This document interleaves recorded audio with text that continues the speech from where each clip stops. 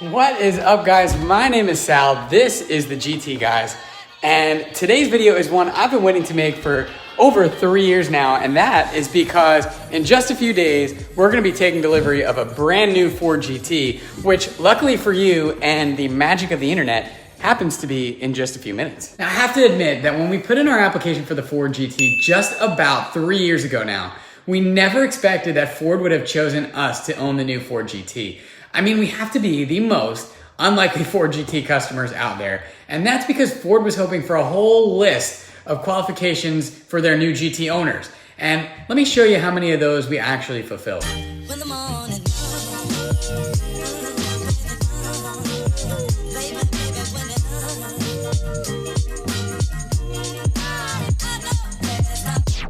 Yep, so that's pretty much the only thing we had going for us was the fact that we are huge Ford performance enthusiasts. And while that might not seem like enough to get a Ford GT, sometimes you have to take what may seem like your biggest weakness and turn it into your greatest strength. But now I've got to go pick up a check to actually pay for this thing, so let's go.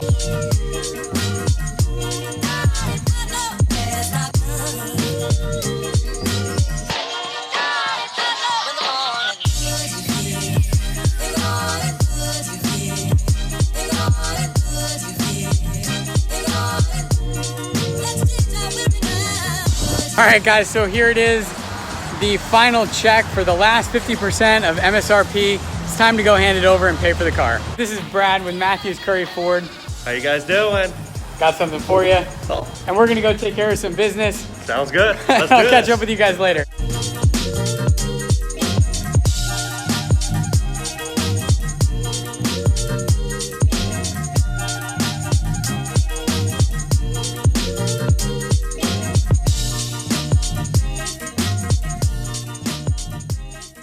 So as you can see, it's 12:30 a.m. The GT comes tomorrow, but the anticipation is just keeping me up. I'm probably gonna regret this tomorrow, but man, I just can't sleep. Yep, it's an early morning. I regret staying up that late. So I think I need to go get some coffee. Scratch that, never mind. This is a way better pick-me-up.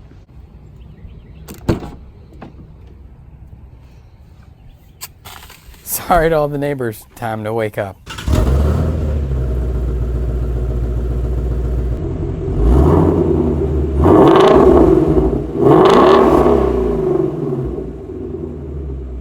Look who finally showed up after 3 years of waiting. The GT is finally here.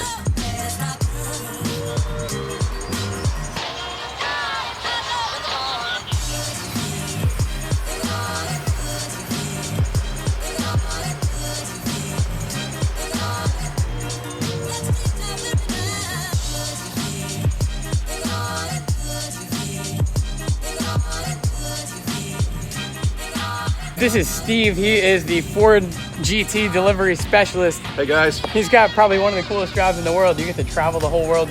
I'm GTs, based right? in the US. I'm just a US based guy, but it beats having a real job. I fly around and then deliver supercars. So yeah, it's great. Love it.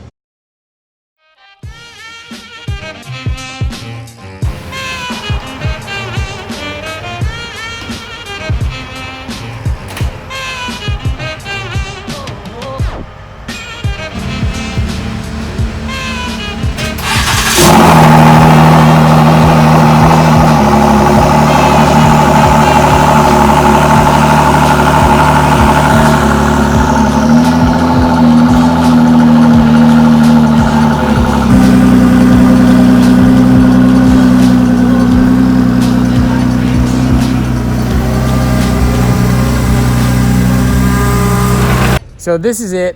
This is the spec. Let me know in the comments below what you think, and I'm going to show you around the exterior of the car. So obviously the color here is liquid red.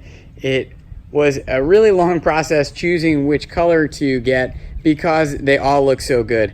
This liquid red though is a really great color. If you look at it, it changes tone in the different angles of sunlight. It can go anywhere from being a deep red to kind of like a candy apple red. It has a really nice metallic flake to it. It's just a really nice color, and I'm really happy with the spec. We went with the red, white, and blue theme to pay tribute to the Le Mans winning race cars that obviously went back to Le Mans with Ford Performance in 2016 to win for their 50th anniversary of the 1966 GT40. Now, something that makes this car unique and potentially even a one of one according to the concierge is the red, white, and blue color scheme that we did, the liquid red, white stripes, and blue brake calipers. Everything is finished in gloss carbon fiber from the wheels to the front, rear, and side diffusers. But speaking of that front diffuser, let me show you some cool aerodynamic features of the GT.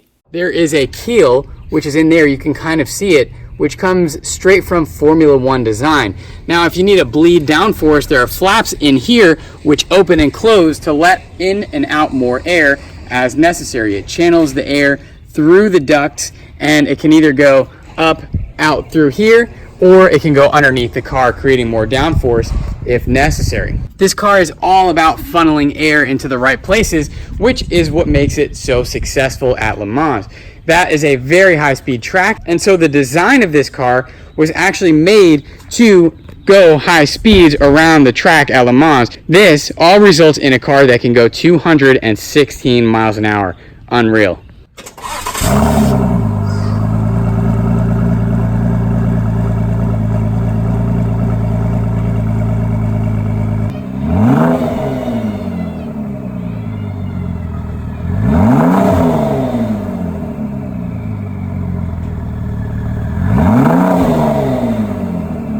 So now that I've shown you the exterior of the car, let me go ahead and show you the interior, because this is a really special place to be. And I think the interior of this car is kind of underappreciated, especially when you compare it to the exterior. This, again, is just a really cool place to be. Let me show you. So here is the view you get sitting in the driver's seat. It's pretty incredible. Everything that you touch is really high quality. There's Alcantara everywhere, from the doors to the steering wheel, all on the dash. The dashboard here, if you look, is all carbon fiber. This is structurally part of the car. It's part of the carbon shell of the car. And you can actually see that here on the dashboard. Something that's cool is it actually shares the same look with the GT race car. And like I said, that's because this is part of the carbon shell. So if you get in the race car, it looks exactly the same as this. So just another cool touch. Makes you realize that you're in something special. Now, you get this cool gauge that you can see kind of through the steering wheel here. It is electronic, and it changes depending on what mode you're in. And speaking of modes, you get the toggle here. You can go between normal, wet, VMAX on this end, and then on the other end, you have sport and track. So those are all the 5 modes of the GT, and it's really cool. There's a big change that you can notice between all of the different modes. Now, speaking of the steering wheel, it's a really cool race-inspired wheel. It's actually not that big. I mean, here's my hand. I'm not a huge guy. I'm 5'8", and it's a small wheel, which is what you want for something, motorsports inspired. You don't want a huge wheel like that you get in some of the older Mustangs. Now, there are a ton of buttons on the steering wheel, and that is because this is a driver-focused car. Everything that you need to be able to do is right here. There's no stalks behind it. Everything you need is on the steering wheel, which frees up space behind here so that you can only be focused on shifting gears, because back here you have these really nice machined aluminum shift paddles. They have this really firm action, and they make this kind of satisfying click. I've seen a lot of people on the internet complaining that this is all parts bin Ford stuff. And while the logos and the fonts are Ford fonts, nothing here is parts bin Ford. All the buttons are machined aluminum, so they have a really nice weighted feel to them. When you click it, they make such a good sound. I mean, everything here just screams quality. And that's some of the complaints that I've seen online. Maybe the pre-production prototypes didn't have it like this, but the actual car is unbelievable. Everything here, also, you got a couple of controls. They feel really, really nice. This is to lift the front lift. When you hit this button, you better be prepared to hold on, because it just goes and shoots right up. This is to put the car in even more comfort mode. It dampens the suspension a little bit more. This is a button you don't touch. You leave the traction control on unless you're on the track. Then you can click it. There's a way to take it completely off, but unless you're driving for Chip Ganassi and in the GTLM cars, I suggest not turning that off. And here's the hazard lights. Now over here, just to remind you of the uniqueness of your own car, here is a dash plaque which tells you exactly which VIN number you have. K stands for the 2019 model year, and 74 means it's the 74th car built this year. And look, it even has a place to charge your smartphone. You can fit it right here, but not much else. There's no storage. There's no glove box in the Ford GT. Speaking of storage, this is it. This is all you get in terms of storage in the Ford GT on the interior. That's about enough to fit 2, 3 maybe pairs of sunglasses. It's not a large space, but this is a car you take out on an occasion, not a road trip car or not a daily driver. So really, you don't need space. So if you look right here, you can kind of see that there are these bars right here behind the seat, and those are actually racing harnesses. Obviously, the straps come right through here, and then the buckle would come through a hole in the seat right here, and you can fit a harness straight in your GT from the factory. Sparco makes one just for this GT. We have it on order. It's not here yet, but when it comes in, I'll show you guys. Now, let me just show you one more cool thing about the seats. And we probably all know this by now, but the seats are bolted down to the floor, and you cannot move the seats. They're actually part of the carbon tub. But what I didn't know about the seats is that the back is all a carbon bucket. Now, these are Sparco racing seats.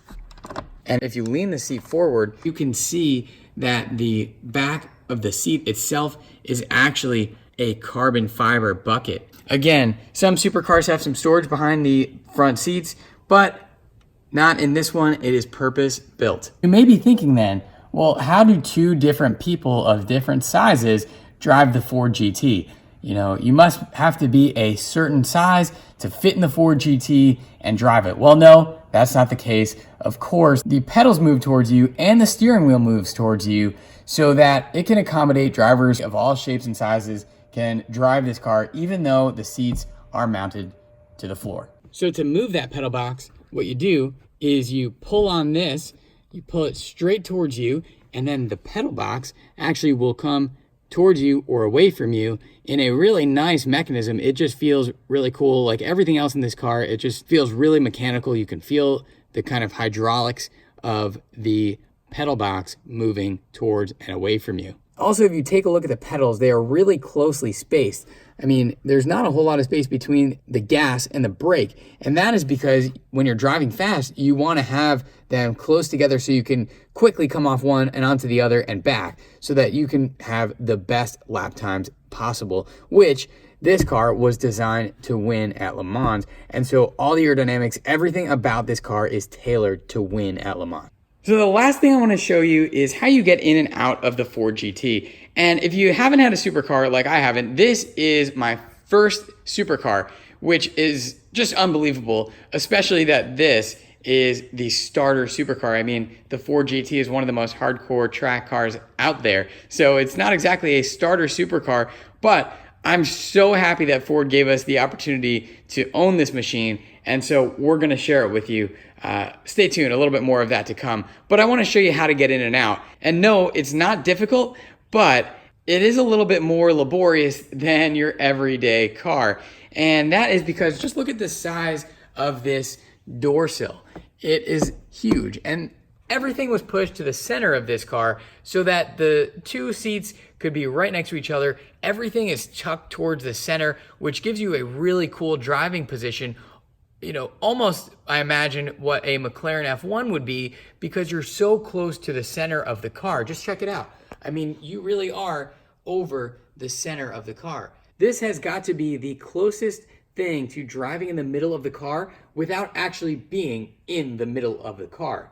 So guys, that's it for now. Those are my first impressions on the new Ford GT, but let me know your first impressions on the car down below in the comments. I promise there's going to be a ton of awesome content coming from this channel in the near future, so go ahead and hit subscribe, like the video, share it with all your friends, and as always, I really appreciate you watching. I'll see you guys in the next video.